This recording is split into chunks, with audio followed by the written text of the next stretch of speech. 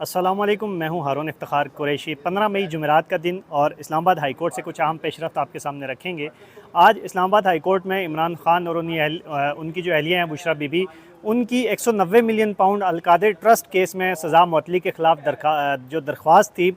उसकी आज बड़ी अहम समाअत हुई। इस्लामाबाद हाई कोर्ट के अंदर डिवीज़न बेंच ने इस केस की समाअत की। उस हवाले से कुछ पेशरफ्त आपके सामने रखेंगे कि आज की उस समाअत के अंदर कमरा अदालत का अहवाल क्या था और क्या कुछ आज इस समाअत के अंदर हुआ। आज 190 million pound Al-Qadir trust case, जिसमें इमरान खान को 14 साल और उनकी अहलिया बुशरा बीबी को 7 साल की सज़ा एहतसाब अदालत ने सुनाई थी। आज उसके ख़िलाफ़ पाकिस्तान तहरीक इंसाफ ने एक पटिशन दायर की थी इस्लामाबाद हाई कोर्ट के अंदर कि इमरान खान और बुशरा बीबी की सज़ा मुअत्तल करके उन्हें ज़मानतों पर रिहा किया जाए। आज इस केस की समाअत जो है वो कायम मकाम चीफ जस्टिस सरदार सरफराज डोगर और जस्टिस मोहम्मद आसिफ ने इस्लामाबाद हाई कोर्ट में की। और यहाँ पे आज इमरान खान की जो बहन है अलीमा खान और उनकी जो दीगर दो बहनें हैं वो भी यहाँ पर पेश हुए। जुनैद अकबर खान जो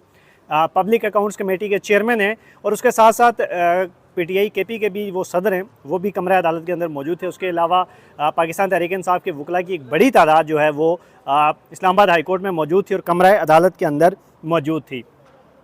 सरदार लतीफ़ खोसा जो हैं वो इस केस में जो पेश हुए वो भी इस वक्त कमरा अदालत के अंदर मौजूद थे। इस्लामाबाद हाई कोर्ट के डिवीज़न बेंच ने फ़रीक़ैन को नोटिस जारी कर लिया और अदालत ने नैब समेत दीगर फ़रीक़ैन से जवाब तलब कर लिया। आइंदा हफ्ते के लिए इस्लामाबाद हाई कोर्ट ने नैब और जो दीगर फ़रीक़ैन हैं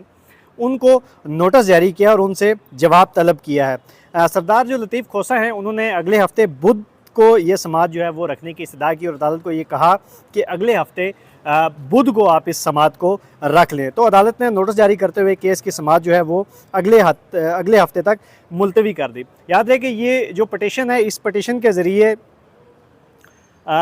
तहरीक इंसाफ ने यह इस्तदा की है इस्लामाबाद हाई कोर्ट से कि इमरान खान की 14 साल की सज़ा जो एहतसाब अदालत ने सुनाई थी और उनकी अहलिया जो बुशरा बीबी हैं उनको जो एहतसाब अदालत ने 7 साल की सज़ा सुनाई थी, उस सज़ा को मुअत्तल करके उन्हें रिहा किया जाए। तो अदालत ने नोटिस जारी करते हुए आइंदा हफ्ते के लिए इसे मुकर्रर करने की हदायत करते हुए जो समाअत है वो मुलतवी कर दी। ये कुछ मुख्तसर सी आज समाअत थी, मुख्तसर सा एक अहवाल था जो आज इस्लामाबाद हाई कोर्ट के अंदर रखा। पाकिस्तान तहरीक इंसाफ की पूरी कोशिश है कि किसी तरीके से इमरान खान की जो 190 मिलियन पाउंड केस में जो सज़ा है उसे मुअत्तल करवा कर उन्हें ज़मानतों पर रिहा किया जाए। इसी के साथ साथ जो तहरीक इंसाफ की जो दूसरी कोशिश है कि वो पैरोल पर इमरान खान की रिहाई करवाएं। मगर इस्लामाबाद हाई कोर्ट में जब वो पटिशन आई थी, चीफ जस्टिस जो कायम मकाम चीफ जस्टिस सरदार सरफराज डोगर हैं उनके सामने ये पटिशन भी आई थी, तो उसमें उन्होंने कहा था कि जो पैरोल पर रिहाई है ये हुकूमती काम है, तो आप पहले हुकूमत से रुजू करें। अगर हुकूमत नहीं करती तो फिर आप उसके बाद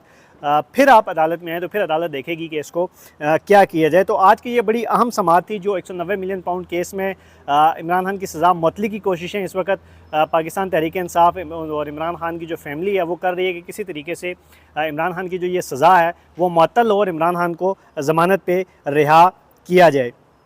अब सवाल ये पैदा होता है कि आइंदा जब इस पे जवाब नैब की तरफ से और जो बाकी फ़रीक़ैन हैं उनकी तरफ से जब जवाब आएगा तो क्या जवाब आएगा, क्या इमरान खान की सज़ा मुलतवी होगी या नहीं मुलतवी होगी। इसी के साथ साथ जो वज़ीर-ए-आज़म शहबाज शरीफ हैं उनकी तरफ से मुज़ाकरात की पेशकश की गई थी और ज़राए ने यह दावा किया है और ज़राए से ये ख़बर है कि इमरान खान ने इस पेशकश को कबूल करते हुए जो बैरिस्टर गोर हैं जो इस वक्त पाकिस्तान तहरीक इंसाफ के चेयरमैन हैं